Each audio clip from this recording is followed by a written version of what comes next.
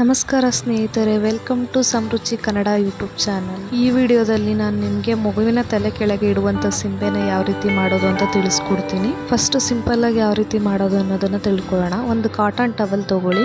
ಆ ಕಾಟನ್ ಟವಲ್ನ 4 ಮಡಿಕೆಯಾಗಿ ನಾನು ಮಡಿಸಿದ್ದೀನಲ್ಲ ಆ ಥರ ಮಡಿಸಿದಾದ್ಮೇಲೆ ಈ ಥರ ನಾನು ಜೋಡಿಸ್ಕೊಳ್ತಿದ್ದೀನಲ್ಲ ಆ ಥರ ಜೋಡಿಸ್ಕೊಂಡಾದ್ಮೇಲೆ ಈ ಥರ ಕೆಳಗಡೆ ಹಾಕಿ ಆ ಕಡೆ ಮತ್ತು ಈ ಕಡೆ ಸ್ವಲ್ಪ ಮಡ್ಚ್ಕೋಬೇಕು. ಸೊ ಮಡ್ಚ್ಕೊಂಡು ಉಲ್ಟಾ ಹಾಕಿ ಮಗುವನ್ನ ಮಲಗಿಸಿದ್ರೆ ಆಯಿತು, ಸಿಂಪಲ್ ಆಗಿ ರೆಡಿ ಆಗುತ್ತೆ. ನೆಕ್ಸ್ಟ್ ಬಂದ್ಬಿಟ್ಟು ಇದೇ ತರ ಸಿಂಪಲ್ ಆಗಿರೋದನ್ನ ತಿಳಿಸ್ಕೊಡ್ತೀನಿ.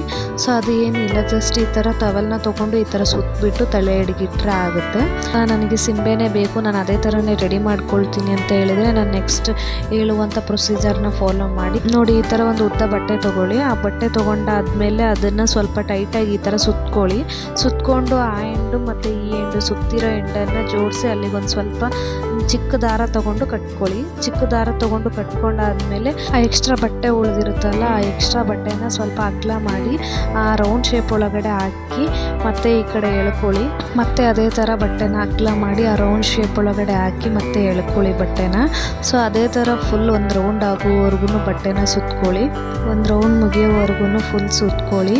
ಅದು ಮೆತ್ತಗಿರಬೇಕು, ಗಟ್ಟಿ ಇರಬಾರ್ದು, ಯಾಕಂದರೆ ಮಗು ತಲೆಗೆ ಅದು ಒತ್ತಬಾರ್ದಲ್ಲ ಅದಕ್ಕೆ.